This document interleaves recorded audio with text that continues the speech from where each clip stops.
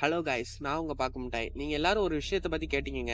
அதை பத்தி நானும் இந்த வீடியோல பேச போறேங்க. டெல்லியில இப்போ வரைக்குமே ஒரு ஃபேமஸான இருக்கிற கோஸ்ட் ஸ்பாட்டை பத்தாங்க நான் அதை பத்தி நாங்க பேச போறேன். நீ வீடியோ மட்டும் ஸ்கிப் பண்ணாம ஃபுல்லா பாருங்க. பயத்தோட உங்க உச்சிக்கே கொண்டு போகும். ஆக்சுவலி இதை பத்தி நான் எப்படி பேசணும்னு சொன்னேன்னா அது உங்களால தாங்க. நான் ஏற்கனவே ஒரு ஷார்ட்ஸ் போட்டிருந்தேங்க. அதுல இந்த வீடியோ பத்தி பேச அதுல மோஸ்டான பேர் நீங்க ஃபுல் வீடியோ வேணும்னு கேட்டிருந்தீங்க. உங்களுக்காண்டி தாங்க இந்த வீடியோ. அப்போ எனக்கு இதை பத்தி நிறைய தெரியாதுங்க, கம்மியா தாங்க தெரியும். அதனால நிறைய நான் சர்ச் பண்ணுங்க. நானும் சர்ச் பண்ணி பார்க்கும்போது எனக்கே கொஞ்சம் பயத்தை காட்டிட்டுங்க. நிறைய விஷயத்த ஆவி பேய் இது ரெண்டும் இருக்கான்னு நம்ம சொல்ல போறது இல்ல.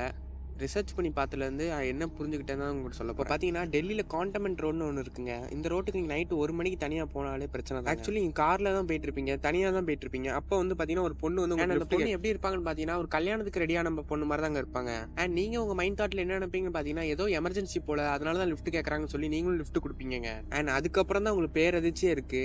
அந்த பொண்ணு உங்க கார்ல ஏறி உட்கார்ந்து கார்ல ஏறினோடனே கொஞ்ச நேரம் பேச்சு கொடுப்பாங்க.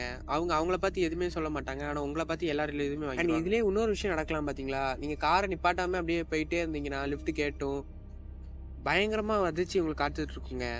அவங்க கூடயே கார்ல ரொம்ப ஸ்பீடா வருவாங்க. நீங்க 60-70 கிலோமீட்டர் அடிச்சு போனாலும் உங்களுக்கு நேரா ஓடி வருவாங்க.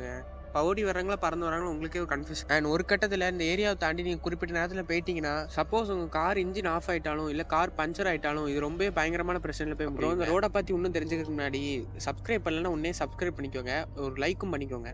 வாங்க காய்ஸ், நம்ம உண்மையான சம்பவத்தை இப்போ ஃபுல்லாக பார்க்க போகிறோம். இப்போ நீங்கள் அந்த பொண்ணை லிஃப்ட் கொடுத்து காரில் ஏற்றிட்டீங்க. இப்போ கொஞ்சம் கொஞ்சமாக அந்த பொண்ணு உங்கள்கிட்ட பேச ஆரம்பிக்கும். உங்கள் ரிலேஷன்ஷிப் எப்படி, நீங்கள் எப்படிப்பட்டவங்க எல்லாத்தையுமே கேட்பாங்க. ஆனால் அவங்கள பற்றி ஒரு சின்ன துரும்பு கூட வராதுங்க. இதுலேயே உங்களுக்கு பாதி சந்தேகம் வந்திருக்கணும். அவங்ககிட்ட நீங்கள் கேட்பீங்க, எந்தம்மா இந்த நேரத்தில் இங்கே நிற்கிறிய, எங்கம்மா போகணும் நீங்கள், எங்கே அங்கே இறக்கி விட்டுறேன் அப்படின்னு கேட்பீங்க. ஆனால் அதுக்கு பேச்சே வராதுங்க அவங்ககிட்ட இருந்து. கொஞ்சம் கொஞ்சமாக அவங்க கிட்ட நெருங்கி வருவாங்க.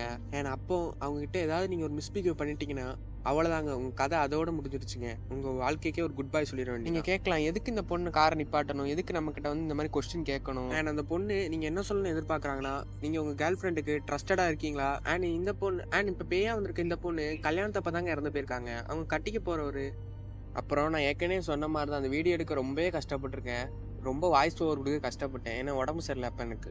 இந்த பொண்ணு வந்து பார்த்தீங்கன்னா இப்போ நாளைக்கு மேரேஜ்னா அவங்க முந்தின நாள் நைட்டு தான் வந்து ஆக்சிடென்ட் ஆகி இறந்துருக்காங்க. எங்கன்னு பார்த்தீங்கன்னா அந்த கண்டமெண்ட் ரோட்டில் தான் இறந்தாங்க. என்னாச்சுன்னு பார்த்தீங்கன்னா அந்த பொண்ணு மேரேஜுக்கு ரெடியாகி போயிட்டு இருக்காங்க. அப்போது இவங்களுக்கு ஆக்சிடென்ட் ஆயிருதுங்க.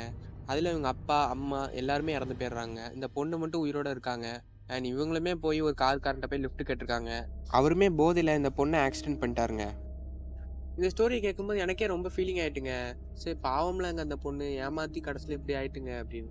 என்னதான் நான் இறக்கப்பட்டாலும் எனக்கு இப்போ வரைக்குமே பயமாக தாங்க இருக்குது. நீங்கள் இந்த ரோட்டுக்கு தனியாக போவீங்களான்னு கமெண்ட்டில் சொல்லுங்கள். அப்புறம் இந்த வீடியோ ரொம்ப கஷ்டப்பட்டு எடுத்திருக்கேன், அதுக்காண்டியாவது ஒரு லைக்கை போடுங்க. இவ்வளோ நாள் ஷார்ட் வீடியோ பேசிட்டு திடீர்னு லாங் வீடியோ பேசும்போது ரொம்ப கஷ்டமாக இருக்குது.